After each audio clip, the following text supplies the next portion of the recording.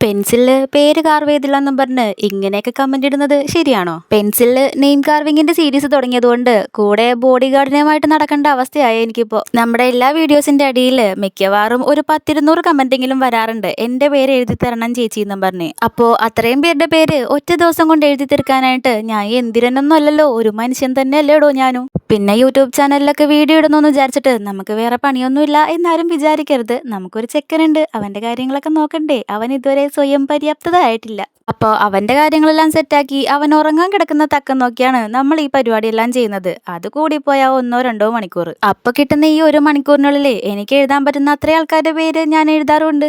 അപ്പോൾ ഇതുപോലുള്ള ഭീഷണിയായിട്ടുള്ള കമന്റൊക്കെ ഞാൻ എൻ്റെ കമന്റ് ബോക്സിൽ ഏതായാലും നിരോധിച്ചിരിക്കുന്നു. പിന്നെ എനിക്ക് പറ്റാവുന്ന അത്രയും എൻ്റെ സബ്സ്ക്രൈബർമാരുടെ പേര് എന്തായാലും ഞാൻ പെൻസിൽ കാർവ് ചെയ്ത് വീഡിയോസ് ആയിട്ട് ഇടുന്നതായിരിക്കും. ഈ പെൻസിൽ കാർവിങ്ങിന്റെ പണി അത്ര ഈസി അല്ലാത്തത് കൊണ്ട് എന്നെ കൊണ്ട് സാവധാനം മാത്രമേ എല്ലാവരുടെയും പേര് എഴുതി കാണിക്കാൻ പറ്റുള്ളൂന്നേ. എന്തായാലും നമ്മുടെ കമന്റ് ബോക്സിൽ നിന്ന് മാക്സിമം എന്നെ കൊണ്ട് പറ്റാവുന്ന അത്രയും പേര് സെലക്ട് ചെയ്ത് ഞാൻ കാർവ് ചെയ്ത് ഉറപ്പായി നിങ്ങളെ കാണിച്ചു തരാം. അപ്പോൾ ഇന്നെന്തായാലും നമ്മൾ 2 പേരുടെ പേര് പെൻസിൽ കാർവ് ചെയ്തെടുത്തിട്ടുണ്ട്. ഒന്ന് അമ്ന, ഒന്ന് ദേ അക്ഷര.